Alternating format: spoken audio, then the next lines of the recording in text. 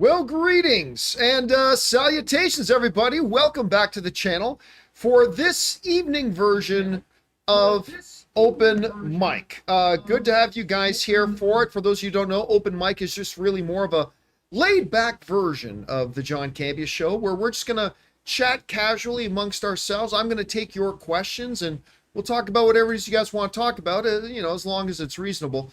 My name, of course, is John Campea. Good to have you guys here. And here's how Open Mic works. If you have a thought, a topic, a question, an issue, an observation, a theory that you'd like to share or you'd like me to give some thoughts on, you have to be watching the show live in order to submit one. And if you are watching live, you can just use the super chat feature and send one in that way. And we'll get around to it in a little bit later in the show. It's good to have you guys here. So listen, I wanted to, when I do an open mic, what I normally do is I usually start off by talking about one topic, one issue, and then we go over to the live questions. And I thought I would start with this tonight because somebody wrote me a very interesting question today that I thought was kind of fascinating. And by the way, good to have all you guys here. Thank you for joining me here tonight. With all the talk that's been going on the last couple of weeks, ever since it became public info that Paramount and Skydance were interested in buying Warner Brothers. And since then, we've now found out multiple companies are interested in buying Warner Brothers, including NBC Universal Comcast, Netflix, and others. And now Warner Brothers is straight up publicly saying, we are open for sale. We're entertaining offers to buy us. In the midst of all of that, and we've been talking about who's going to buy them, who's in the best position to buy them, who would we want to buy them, what would it look like if they get bought, all that kind of stuff. Somebody asked me a very straightforward question that I realized we haven't really addressed or talked about. And it's a very simple question that really we should have been kind of bringing up in the whole overall discussion. And if you've seen the title of tonight's video, you know what that question is. Why would somebody want to buy Warner Brothers? It's a totally fair question. I mean, if you're Netflix and you got your own thing going on, why would you want to buy Warner Brothers? If you're Paramount, you're Skydance and you just bought Paramount and you're just getting yourself set up, why would you want to buy Warner Brothers? If you're Comcast, NBC Universal, why would you want to buy Warner Brothers? If you're Apple TV or you're Amazon, why would you want to buy Warner Brothers? It's a really good question, and one that I thought we should address here. So I'm going to give you some of my quick thoughts on why is it that all these big companies are lining up now and preparing offers or already making offers. Paramount's already made 3 offers. They've all been rejected by Warner Brothers. And, why is it suddenly really attractive? Why is it attractive to them? Where there's a couple of things as we jump into the Campea classroom. Talking about the ups and downs of being Warner Brothers. There's a few things to keep in mind. As we now live in the streaming wars, right? 2 things are very key. IP, which we'll get to in a second, but also market and scale. Market and scale is a massive thing in the streaming wars. By taking over HBO Max, you immediately, whichever body you are, you immediately get a fairly sizable injection of subscribers. Now, that subscriber number is going to be mitigated because let's say, for example, let's say Paramount does buy HBO, buys Warner Brothers and HBO Max. And let's say, I can't remember what the actual number is. Let's say HBO Max has 10 million subscribers. That's not the number. I'm just making it up, okay? But let's say they have 10 million subscribers. It's not like buying Warner Brothers and HBO Max instantly gives you now 10 million more subscribers.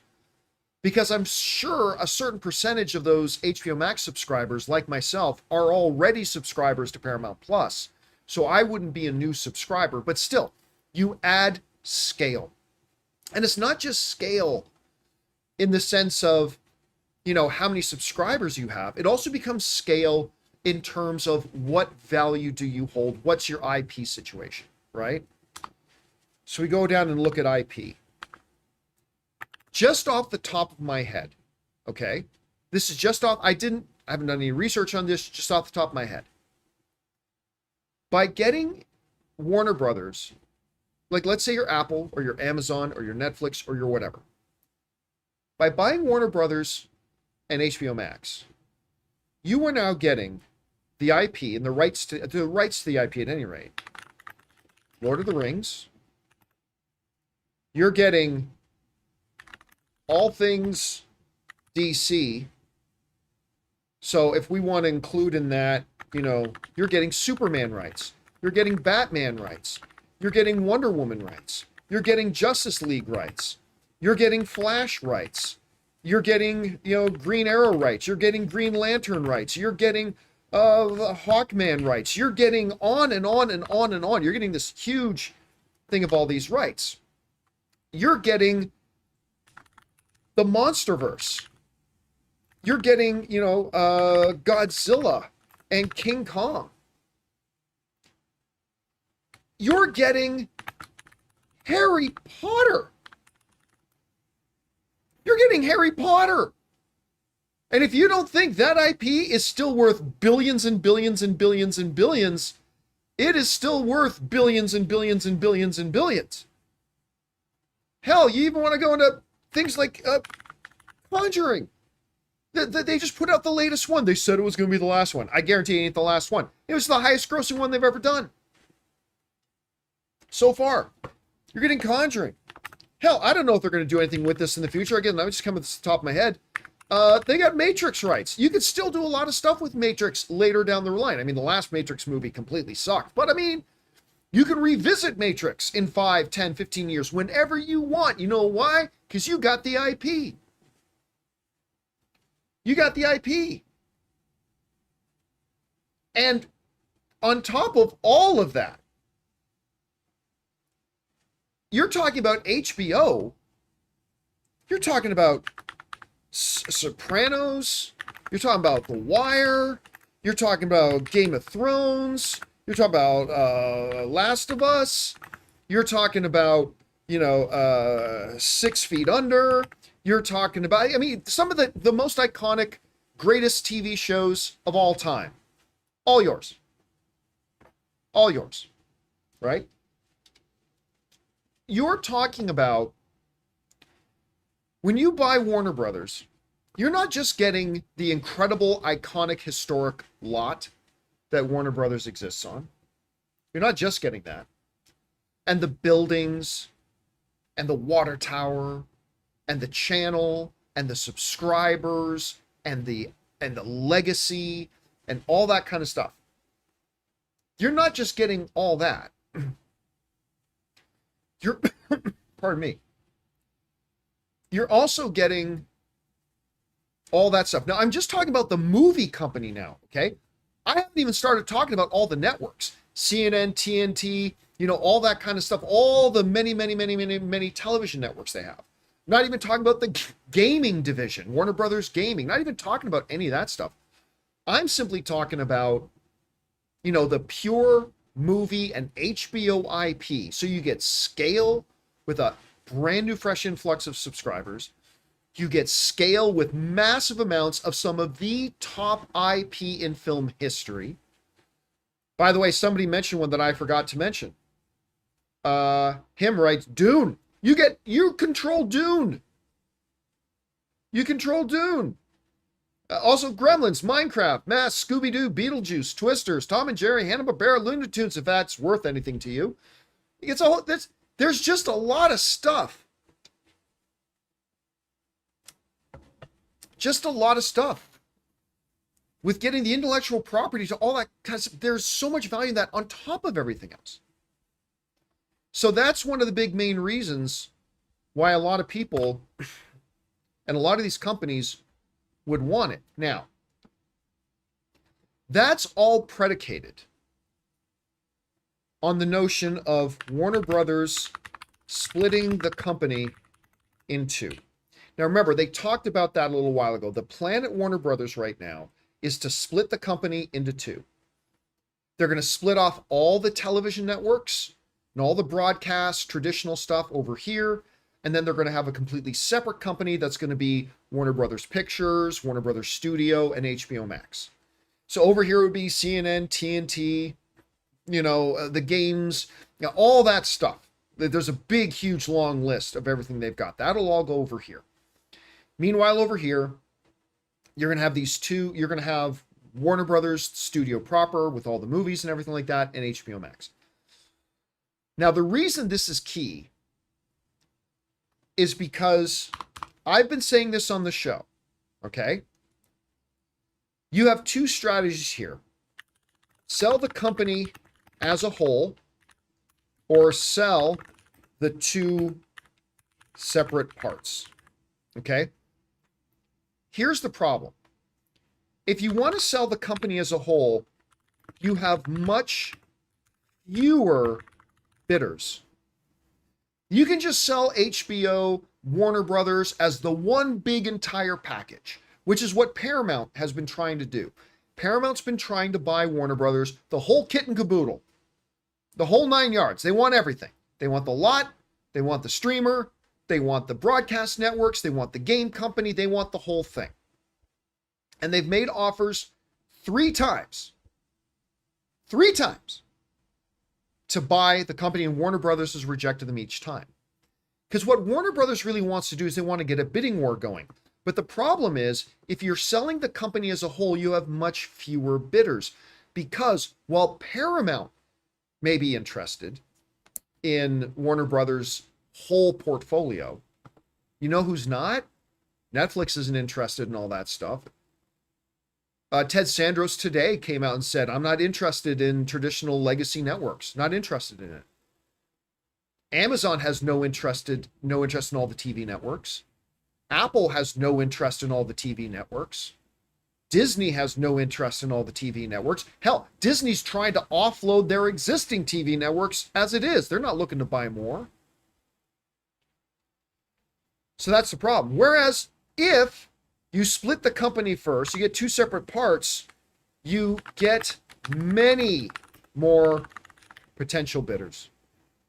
If you're just selling the studio with all that IP we were just talking about, with the legacy of HBO, the scale of the IP with the subscriber base, all that kind of stuff. If you're just talking about that and none of the other networks, well, now all of a sudden, Disney becomes a potential player.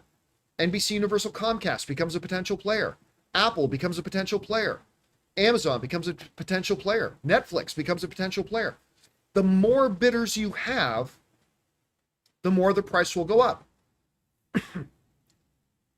And so that is why you are seeing right now, because I believe this is the strategy that Warner Brothers is going to employ. I believe Warner Brothers is not really going to look to sell the company as a whole. They want to split this company, get more bidders, and ultimately, at the end of the day, they're going to make more money selling 2 separate companies than if they sold it as one entire company. That's what they're aiming for. And so why would these companies bid? Because of all the IP, because of the studio, because of the legacy, because of the scale. That's why they would want it. How's Warner Brothers going to do it? I believe that they're going to split the company in 2 unless Paramount comes in with some ridiculously overpriced offer that Warner Brothers just can't refuse, which is possible. But then there's another issue. There's another issue. I've had a lot of people say, well, wait a minute, John, I thought Warner Brothers wasn't doing very well. Why would anybody want that? Like, isn't kind of Warner Brothers a sick horse? And I've been telling people for the last couple of years, nah. David Zaslav, as much as everybody wants to pretend, boo-hoo, he didn't release Batgirl, boo. Guess what? I said it day one, I'll say it again. That was brilliant. That was the right move not to release that movie and damage their IP even more. That was the right move. You want to see it in numbers? All right, let's see it in numbers. I have maintained for a long time that when Discovery, aka David Zaslav, took over Warner Brothers was a dying patient riddled with 72 bullet holes in it on an operating table that had less than a 1% chance of survival. Warner Brothers was dead. They were spiraling the drain. They were going down. And I'm going to show you some numbers here in a second that make it real damn clear. When David Zaslav came in and made many of the unpopular decisions, he stabilized the patient. So the patient didn't die on the table. Warner Brothers didn't die. The fact that Warner Brothers still exists today is a miracle after what AT&T did to it. But he not only stabilized the patient, he got the patient on the road to recovery. We've been talking a lot on the show the last couple of weeks that Warner Brothers just set an all-time Hollywood record for the studio releasing the most consecutive films with over a $40 million opening weekend. They broke the record when they did 6 in a row, then they broke their own record when they made it 7 in a row, and then their record came to an end when one battle after another failed to make $40 million in its opening weekend. But it made the all-time record. All-time record. I don't know the next time that's going to happen. I don't know the next time that's going to happen. Now, if you want to understand what I mean by and why people are looking to buy Warner Brothers now, when I just said like AT&T practically killed it, they shot it, they stabbed it, they ran it over with the ambulance, they did everything they could do to kill it. Here's the thing. When AT&T bought Warner Brothers, you know what they paid for it? Total deal was worth about $108 billion. $108 billion is what AT&T, that was with the total value of the deal. I think initially it was like reported at like 86 billion, but then the total value of the deal ended up being about $108 billion. AT&T only owned Warner Brothers for a couple of years. Do you know what they sold Warner Brothers for? You want to know how much they sold Warner Brothers for? Remember, they bought it for a total deal that was worth about $108 billion. You want to see how much Warner Brothers was dying? AT&T sold Warner Brothers for $48 billion. They lost. Guys, wrap your head around this. AT&T lost $60 billion in just a few years. That's how badly they ran that studio into the ground. They got to the point that they made one of the most, Jason Kilar, who is otherwise a very, very smart individual, but Jason Kilar will be taught in film schools in the future of making the dumbest movie executive move in history. When during the pandemic, he said, you know what, guys, we're still going to put out all of our movies and we're going to put them all out on streaming.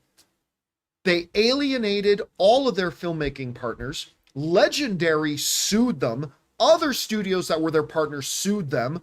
Actors refused to work with them. Christopher Nolan said, F you, I'm out of here. And Christopher Nolan left Warner Brothers, went over to Universal.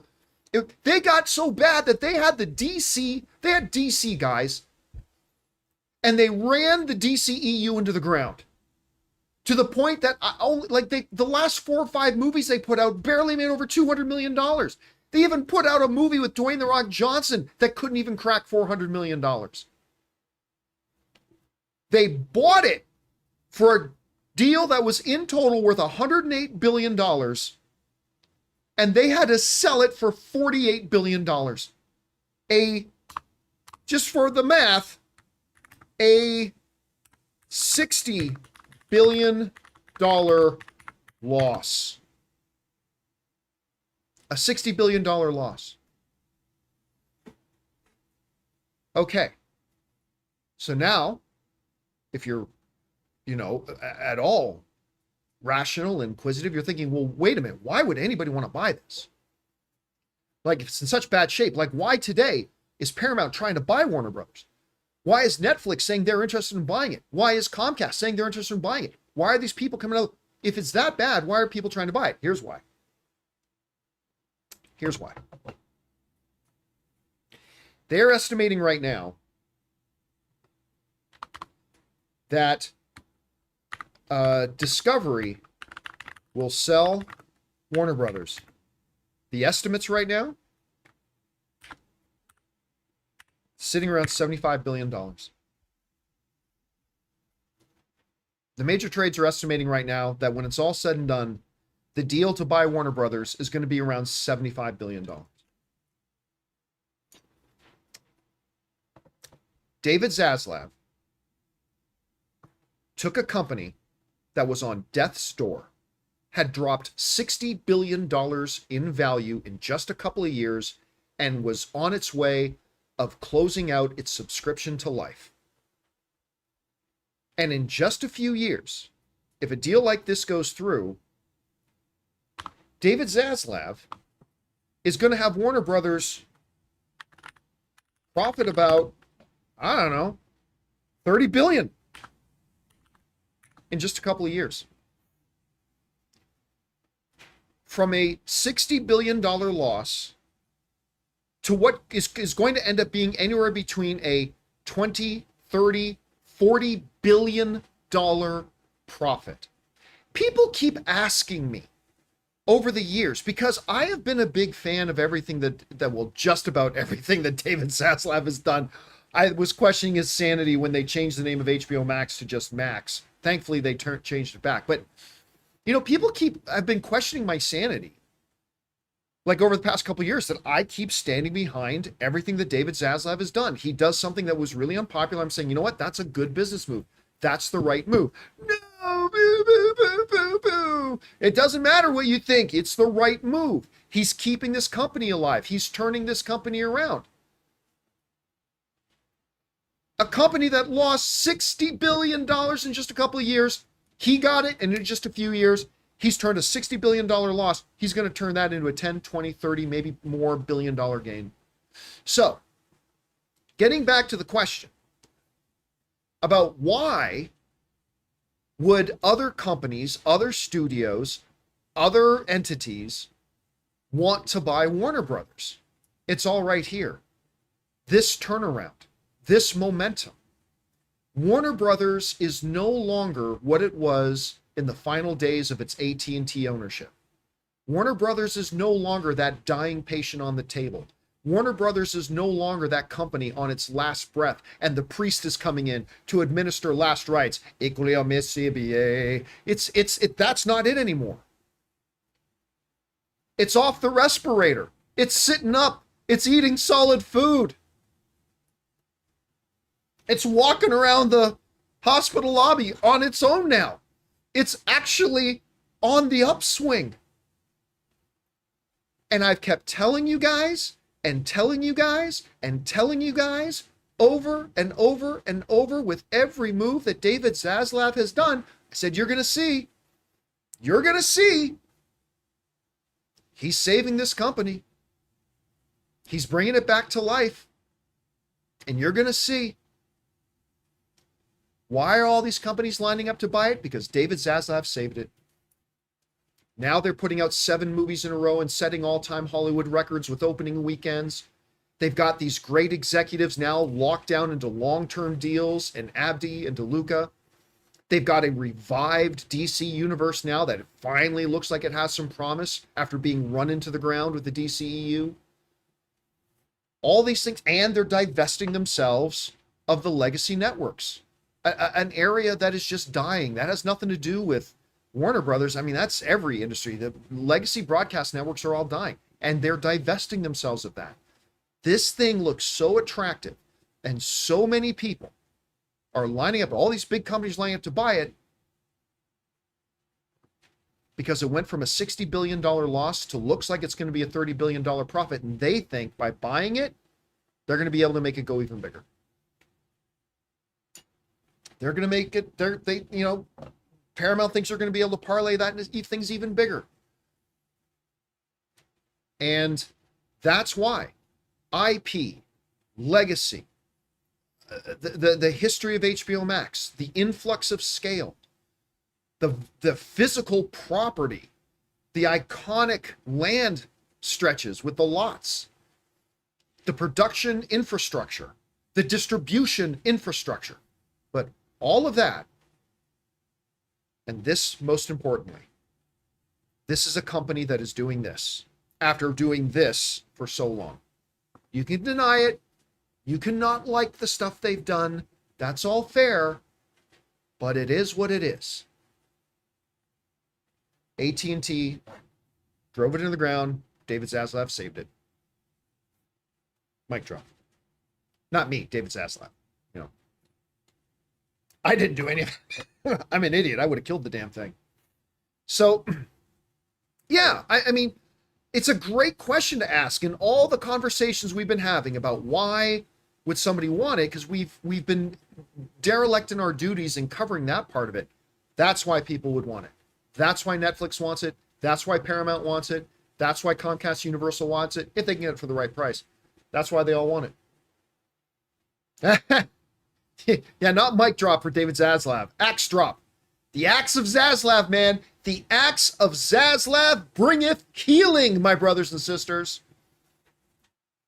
You got an infected gangrene arm, got to cut that thing off to save the patient. They did it. They saved it. They saved it. And now they're going to profit from it. Now they're going to sell it and they're going to profit from it. And I'm sure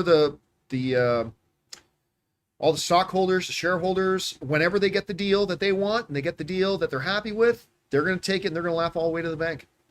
So, yeah, that's why people are lining up to buy Warner Brothers. When just a few years ago, they were all picking out their suits for the funeral. Now they're lining up to buy it. Anyway, all right. Guys, I've droned on long enough, I think. Let us now do what we are really here to do. Take some time and go over and take your questions that you guys have been firing in here, shall we? So let's get things started off here, shall we? We're going to start things off with Suthius. Suthius writes in, hey, Mr. C, the way I feel about Peacemaker Season 2 finale is the same way I feel about Gen V finale. It was a good episode, just wish there was a bit more. I can't comment on it, I'm behind. I watched the first 3 episodes of the new season, and I have fallen behind since. I think the first 3 episodes were solid. I'm looking forward to finishing off the season, but I have not had the opportunity to finish it off yet. I mean, I was on the road for a couple of weeks with the movie meetups. By the way, did you guys see we've announced the new movie meetups? We announced the new movie meetups. Let me see if I can just pull it out here and I'll add it to, I'll put it in the live chat so you guys can see it. I'll just copy and paste it here into the live chat. So we've announced the next round of movie meetups. They're going to be in November, and there they are in the live chat. We are going to do Austin, Texas on November 18th. We're going to do Dallas, Texas on November 19th. We're going to do Atlanta, Georgia on November 21st, and we're going to do Orlando on November 23rd. Now we'll have more information coming about which movie theater, which movie, what time, all that kind of stuff. But there you go. Those are the next movie meetups. Anyway, I was traveling. I was on the road for a few weeks doing other movie meetups, and I just fell behind. So I'm looking forward to finishing it out, but I just haven't gotten there yet. Hopefully I will soon. All right. Suthius writes in again and writes, have you and Mrs. Campea made it to Banff? I've been to Banff a couple of times. Anne's never been. She really wants to go. During your travels, Lake Louise is definitely on my list to visit one day. What natural landmarks have been your favorite? Yeah, listen, I've said this before. I will say it again. And I know I'm a homer because I am Canadian and all that kind of stuff. But it doesn't matter that I'm Canadian. Banff is singularly the most beautiful place on the planet. It is the most beautiful place on the planet. Just go online and look it up. Go there. Talk to anybody who's been there. They will all tell you the same. It is the most beautiful place on the planet. I love Banff and Lake St. Louis and all that kind of stuff. And Anne really wants to go, and I'm going to take her up there. Probably in the spring, I'm going to take her up there. All right, next up. Orange Hand writes, I hate cheating as much as anyone, but some pro athletes still get booed years after their scandal took place. Do you think this is justified? I'm not going to say it's justified, but it's fair. Look, as fans, we have the right to boo and cheer anybody. And if somebody cheats, I think there should be a way to, make up for it. I think there should be a way to pay penance. I think there should be a way to do your time, whether it's through suspensions, fines, whatever. And then after all of that, depending on the nature of the cheating, you should be given an opportunity to come back. But that doesn't mean fans are obligated to cheer you now if they don't want to. Some people love a good comeback story. Some people, they're going to have that stuff stick with you for the rest of your career, and that's just a consequence that you're going to have to deal with. All right. Pardon me. Next up, we've got Hank Dunn, who writes, Discovery just got Warner Brothers, well, a few years ago. I feel like them already trying to sell shouldn't even be legal. Why? What's your rationale for that? I hope whatever deal happens gets blocked. You can't. If you buy a house, should you not be allowed to sell your house? Hank's a longtime viewer of ours. Awesome having you here, Hank. Thanks for being here. But I gotta admit, I don't understand your rationale. Why should somebody who owns something not be allowed to turn around and sell it if they want? I mean, that's the whole nature of our economic system. You can buy something and then hopefully later you can sell it for more than what you bought it for. That's the way it is. So I don't understand the rationale behind they shouldn't be allowed to sell. That's like saying you shouldn't be allowed to sell something you own. Because if we're saying this company shouldn't be allowed to sell something they own, then you shouldn't be allowed to sell something you own. And yeah. Now, you do want to prevent monopolies. Absolutely. You want to prevent monopolies. But that has nothing to do with you being able to sell something you own. That has something to do with who should be allowed to buy it. Right? Like, if Microsoft wanted to put itself on sale, they should be allowed to sell the company if they want. But the government might not let them sell it to Apple because that would create a mega monopoly. It would create a mega monopoly. 100%. But again, that's a question of who should be allowed to buy it, not is the person owning it be allowed to sell it. Like if you own, what's the point in owning something if you can't do with it as you please and you can't sell it if you want to sell it? Of course they should be allowed to sell it. 100% they should be allowed to sell it. And it's like saying AT&T shouldn't have been allowed to sell Warner Brothers. Because I think, correct me if I'm wrong, guys, in the live chat, because I don't know this for sure. So correct me if I'm wrong, 100%. But I think Discovery has owned Warner Brothers now just about as long as AT&T did. And so are we saying that AT&T shouldn't have been allowed to sell Warner Brothers? Well, it's a good thing they did because Warner Brothers would have been out of business if they didn't sell it. And who's to say that if now Discovery sells Warner Brothers, whoever gets it next can make it even better? There are risks. 100% there are risks. But I don't believe ever saying that you are legally obligated to keep something you own. I don't agree with that. I don't agree with that. I think they should be allowed to sell it. Again, I think there needs to be oversight. I think they have to guard against monopolies 100%. But yeah, I don't know if Paramount bought it that you can consider that a monopoly. Not when Comcast Universal is still out there, not when Disney is still out there, not when Sony is still out there. I don't think you can make an argument about a monopoly. But it is something you'd have to be careful about for sure. All right. Next up. Thanks for that, Hank. We got Alex who writes, reports going around, we will get Spider-Man and the Odyssey trailer attached to Fire and Ash. I have not seen one reliable report about that. I keep hearing people, I've heard a few people say that, but I haven't seen a single reliable place.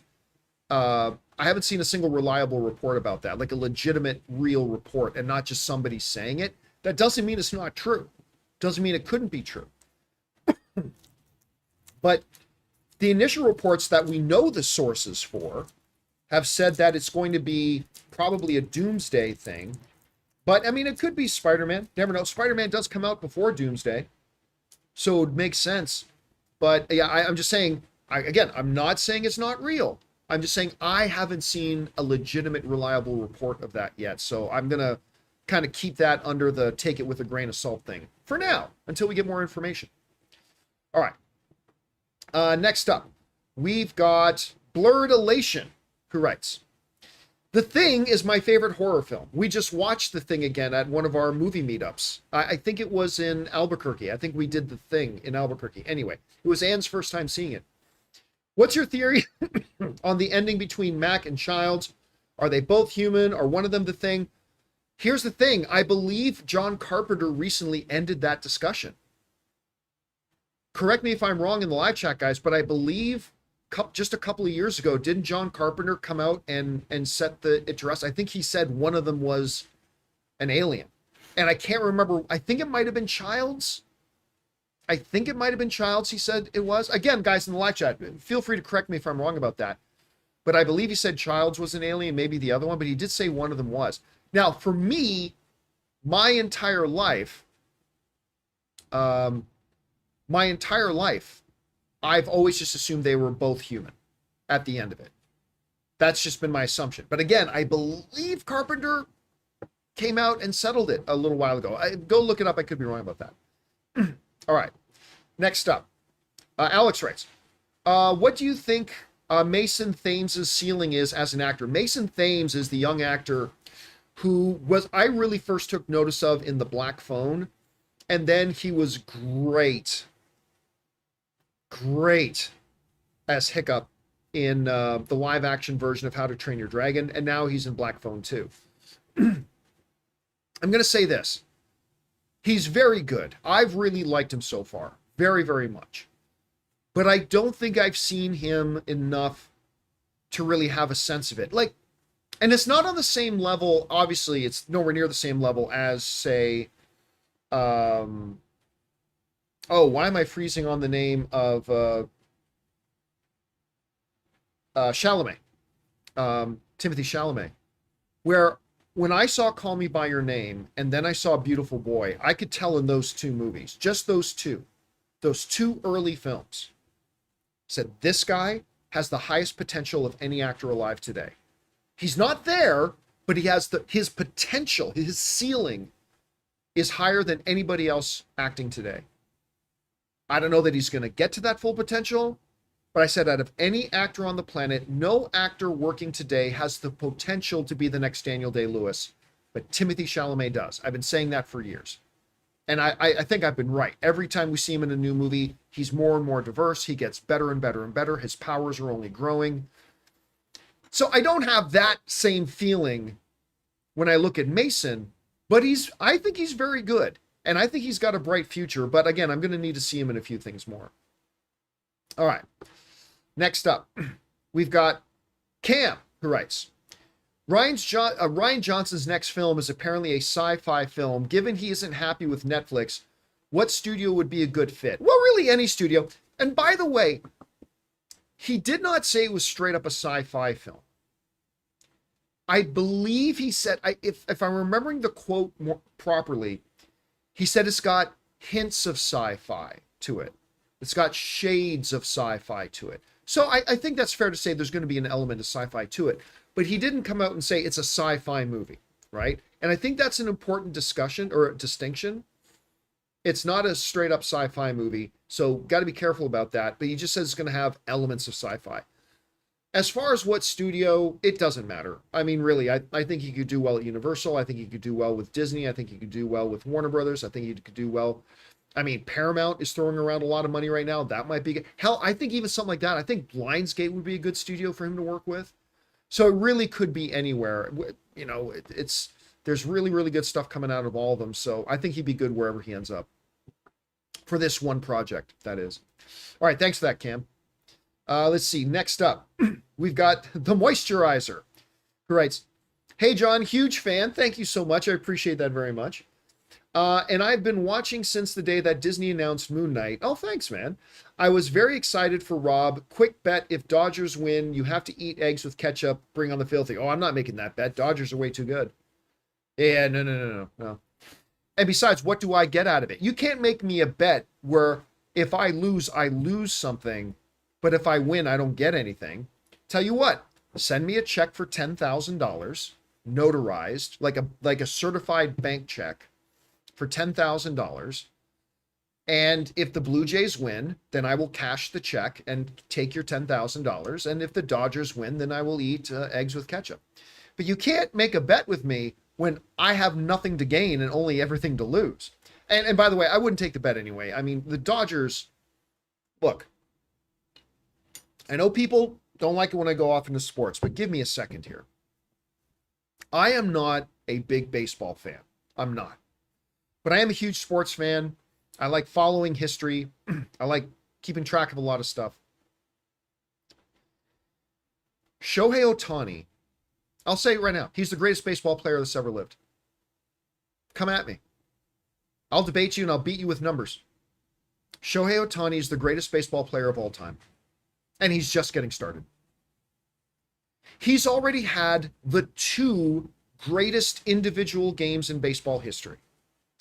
Last year, when he became the first player ever to join the 50-50 club, and he did it on a night where he hit for 10 RBIs, multiple home runs, double, all this kind of stuff.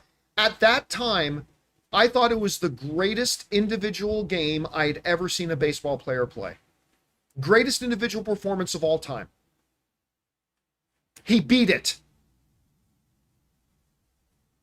In the race to the World Series, this guy pitched 7 shutout innings, struck out 10 batters, and hit 3 home runs. Never been done, will never be done again by anybody not named Shohei Ohtani. By anybody not named Shohei Ohtani. It'll never be done again. I'll tell you that right now. It's never going to happen again. You're never going to get a pitcher, pitch 7 shutout innings, strike out 10 batters, and hit 3 home runs, including one of them being literally knocked out of the park. What did they say, 470 feet? Listen, again, I'm not a big baseball fan, but I'm somebody who appreciates history in the making. And Shohei, listen, if you're not a baseball fan, guys, I'm with you. I get it. But oh my God, you got to check out Shohei Ohtani. It's the most ridiculous thing I've ever seen. Oh, and they've got Freddie Freeman. Oh, and they've got Mookie Betts. Oh, and they've got Kike. Oh, and they got Matt. Oh, and they're just too good. Do the Blue Jays have a chance? Absolutely. They put up 26 runs in the New York Yankees in 2 games. Of course the Blue Jays have a chance. They're American League champions for a reason. But I wouldn't be putting any money against the LA Dodgers. I would not be. Hey, man, I'm just happy the Blue Jays are getting to the World Series. I'll take that win. I'll just take that as a win. All right. Next up, Anthony C. writes, if the Harry Potter series is as good as we're hoping, do you think they'll phase out Dan, Rupert, Emma from the parks ride for the new actors? Yeah, eventually, in many years. But, you don't want to do that too much because, look, I think the big mistake, look, there's a lot of great things about Galaxy's Edge, which is, Star Wars land at Disneyland. There's a lot of great things about it. Listen, when I still remember the first time I walked into Galaxy's Edge at Disneyland, I felt like I was walking into the world of Star Wars. Not as much as when I walked into the Wizarding World of Harry Potter at Universal Studios. Like, that was completely immersive. But when I walked into Galaxy's Edge, like, I felt like I was walking into the movie world of Star Wars. I really did. But I believe the big mistake they made with it was that they just made it all based on the new characters instead of the characters that we literally grew up with for generations. So while I do think that if this new Harry Potter series works out as well as it looks like it could, yeah, you're going to see those characters worked into the theme parks and all that kind of stuff. Absolutely. But they should also never lose focus of what made the Harry Potter franchise. And that's those original movies with those original actors. And so they got to figure out a way to kind of balance that out, I think. Yeah, finding a balance. That's the key. Find a balance. All right. Next up, and this will be our last one before we take a little quick break to thank our sponsor. X-Men superfan Emma Frost, who, by the way, is constantly sending in channel memberships to our viewers. So thank you so much for that, X-Men superfan. Want to make sure you know you're always appreciated. Anyway, writes, thoughts on Cesar Romero's Joker. Did you like him? Oh, listen. Look. If you didn't grow up watching the Adam West Batman, and you instead, like a lot of people, grew up watching Christian Bale's Batman, then followed by Ben Affleck's Batman, and then even the Batman animated series and all that kind of stuff, you would be forgiven if you look back and now checked out the old Adam West Batman series for the first time and saw Cesar Romero's Joker and thought to yourself, well, that's kind of cringy. I would get it. You would be forgiven for that when you compare him to like the iterations of Joker we've had in recent years, right? I get that. Totally do. But you got to understand, like the Batman series was before my time as well, but I grew up watching the reruns of it. And we didn't have any other Batman. And so Cesar Romero, I mean, kind of was the de facto template of what he was. So let me put it this way. I thought Cesar Romero's performance as the Joker was absolutely perfect for that Batman series. I think Cesar Romero's Joker was absolutely the perfect Joker for that iteration of a Batman series. Much like I think Meredith Burgess's Penguin. You couldn't do that Penguin today. Now we got Colin Farrell's Penguin. But that Penguin was perfect for that Batman show. So did I love Cesar Romero in that Batman show? Absolutely I did, because he was absolutely perfect for that show. All right. With that said, guys, we're going to take a quick break here just so we can thank the sponsor of our show. We'll be right back to take the remaining questions. We only got a few left, so we'll be right back. And in the meantime, we're going to thank the sponsor of the John Campea Show this week, our friends. Hold on a second. I forgot to line it up. There it goes. Now I got it. Our friends at Zapier. Guys, we want to take a second to thank the sponsor of today's video, Zapier. You know, one of the biggest game changers of the past year has been AI. But let's be real, just talking about AI doesn't actually make your day any more productive. What does make it more productive is finding tools to put AI to work for you. And that's where Zapier comes in. Zapier is the easiest way to take AI and plug it directly into the apps and processes that you're already using every day. No IT bottlenecks, no complexity, just results. For me, it's been about saving time on repetitive stuff so I can focus on the work that matters and I actually enjoy. And it's not just me. Over 3.4 million companies are already using Zapier to streamline everything from sales and marketing to IT and HR. With their AI orchestration platform, you can connect top AI models like ChatGPT or Claude right into the apps you already use. So whether it's automatically enriching leads, coaching your sales team, or even resolving IT tickets, Zapier makes it simple. Guys, join the 3.4 million companies already automating with Zapier and transform how you work with Zapier and AI. Get started for free by visiting zapier.com/Campea. That's zapier.com/Campea. And thank you to our friends at Zapier for sponsoring the John Campea YouTube channel. Okay, guys, let's get to the remainder of your questions. By the way, just in case you didn't know, I had turned off the super chats. They are turned off. So we got a few more questions to get to, and then I'm going to go have dinner with Ann. All right. Let's see. That was the Cesar Romero one. Next up is Michael J., who writes, Apple TV merging with HBO Max feels like a perfect fit. It really does. Would make it one of the best streaming services for quality TV with a giant movie library. Listen, My number one choice is for Warner Brothers just to stay Warner Brothers and stay with Discovery and just the current ownership group, split the company in two, spin off the networks, and just focus more on the movie studio and HBO Max. That's my number one choice. I think most of us feel that same way. But if somebody's going to buy it, there are a couple of companies that I think would be pretty good, but Apple would be right at the top of the list for me. For a couple of reasons. One, Apple is clearly very serious about developing their movie and entertainment divisions. They're deadly serious about it.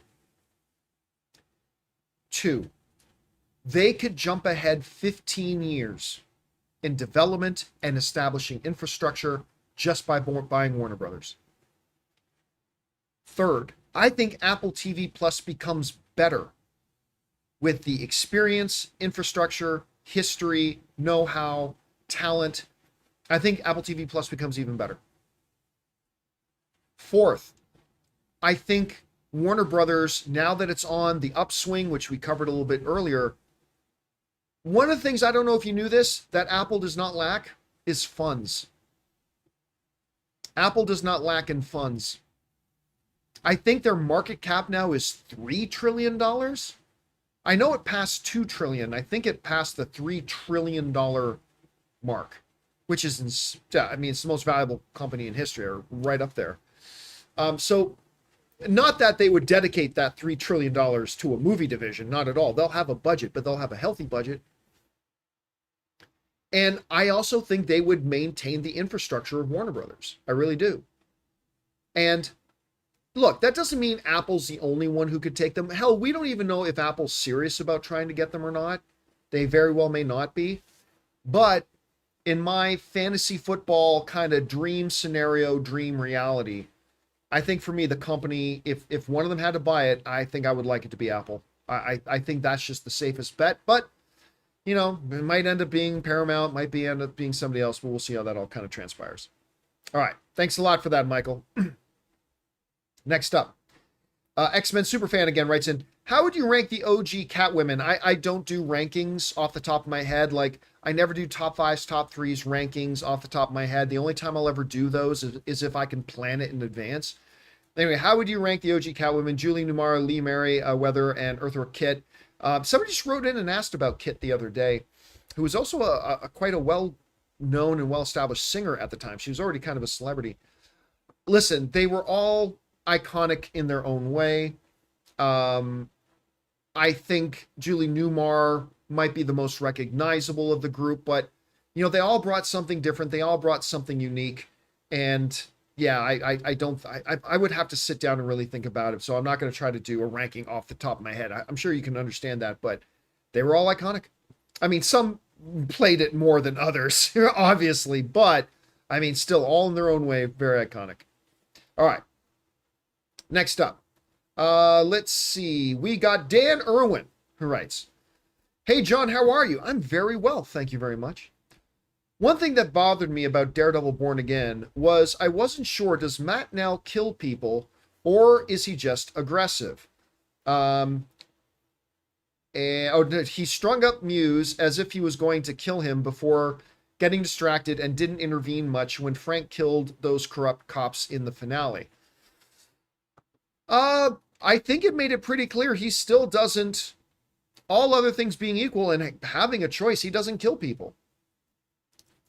I think we may see that get pushed and get challenged, but, you know, kind of like Christian Bale's Batman said in The Dark Knight when Liam Neeson's Ra's al Ghul was about to fall to his death. And I might be paraphrasing here, but he said something along the lines of, I won't kill you, but that doesn't mean I have to save you. Some may say that's semantics and a pretty blurry line, but I think I wouldn't expect Daredevil to start fighting Punisher to save the lives of the men who were there to kill them. Matt may not kill them himself, but I don't think he's going to go out of his way. He's not going to go out of his way to save them either, nor should he. I mean, maybe he would, but I don't think he'd fight Frank for it. So yeah, my impression that I got watching the series, which I liked very much. Like I don't think Daredevil Born Again was on the same level as Daredevil seasons 1 through 3 on Netflix, but I still thought it was very good. Like I really enjoyed it. But the impression that I walked away, I never got the impression that he now kills people. I never got that impression at all. All right. Next up, we've got X-Men Superfan again, who writes, thoughts on Patrick Warburton and Ethra Kitt as I don't know where, sorry, X-Men Super, I don't know what the Emperor's New Group is. Is that like the same thing as the Emperor's New Clothes? Anyway, I don't know what that is, so I can't comment on that. Sorry about that. All right, Super Nintendo Chalmers writes, thanks for all that you do. Thank you for that. I appreciate that very much. If it were up to me, I'd have you speak at CinemaCon. Tell everyone there what they're afraid to admit. Here's the thing, Super Nintendo Chalmers. There have been, like, I remember that the head of Paramount did say the things that needed to be said. He got up there and said, dear movie theater owners, please cut back the number of movie trailers you're playing. People don't even, you're playing so many. I remember he said that. I was so impressed by it. He said, like, you guys are playing so many trailers that people aren't even remembering what the movie was. Like, or they're not even remembering which trailers they saw. He said, you're playing so many trailers that by the end of the night, they don't even remember any of the trailers they saw because you're just playing so many of them. They're just bleeding all together. And so we have had studio people at CinemaCon sometimes,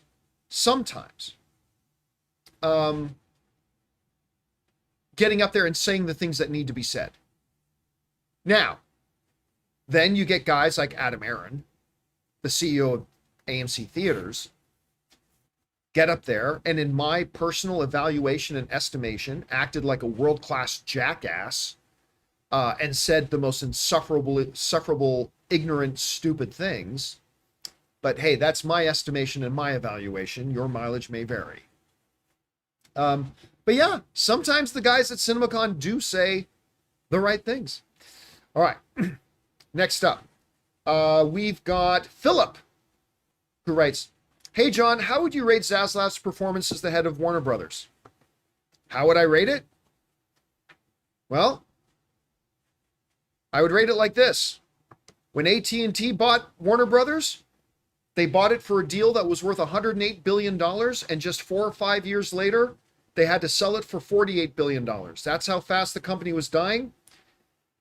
David Zaslav and Discovery bought it for $48 billion, and it looks like they're going to sell it for $75 billion.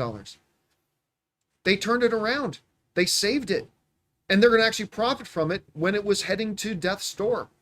How would I rate his performance? Extremely high. Extremely high. I think under just about anybody else, Warner Brothers wouldn't even exist today. Everybody, and I know I said this at the beginning, but everybody conveniently forgets that when Warner Brothers got taken over by Discovery, they were practically dead. They lost, guys, they lost $60 billion in value in just a couple of years. They were circling the drain. They were dead. They were dead. And now it looks like Zaslav's going to sell it for 20, 30, maybe more billion dollars more than what they bought it for. You tell me. Is that a job well done? Taking a company that lost $60 billion in value and now got it, healed it, brought it back to life, and is now going to sell it for a 10, 20, 30 plus billion dollar profit. You tell me, is that a job well done by an executive? I mean, if you say no, which is okay, if you think the answer is no, that's fine. If you say no, then I'd love to know what your definition of success would have been in just 4 or 5 years that they've owned it. They've turned it around, so Yeah, I really think it was, I think he's done an exceptional job. And I've been saying that the whole time. And everybody keeps arguing with me, but the numbers are the numbers, my friends. The numbers are the numbers. I think he's done an exceptional job. Sometimes being a leader and having to save things, you need to make hard decisions, and making hard decisions often means making unpopular decisions. It often means making unpopular decisions. And listen, I'll tell you, when I was running AMC Movie Talk and later Collider Movie Talk, the reality is, you talk to everybody who was there. The entire time I ran that, every month our numbers went up, every single month. The only time the numbers on Movie Talk and our channel dropped was when I left. It's true. I mean, you can pull up the old statistics, you can look them up yourselves. But because I had wonderful people working with me, it wasn't just me. It was a lot of great, talented working people, all that kind of stuff. But when you're the guy sitting in the big office, you sometimes have to make decisions that are going to be really, really unpopular. Really unpopular. And I had to make some decisions and make some choices that were very unpopular with a bunch of people. We're very unpopular with a bunch of our viewers, very unpopular with some of our own staff. But I knew to keep the channel growing and to keep going in the right direction, they were decisions that I knew they would be unpopular, but they were decisions that had to be made. And I took the heat for it. That was fine. That's okay. I'm a big boy. But that's on a tiny, tiny, tiny, microscopic, insignificant level. David Zaslav's running Warner Brothers.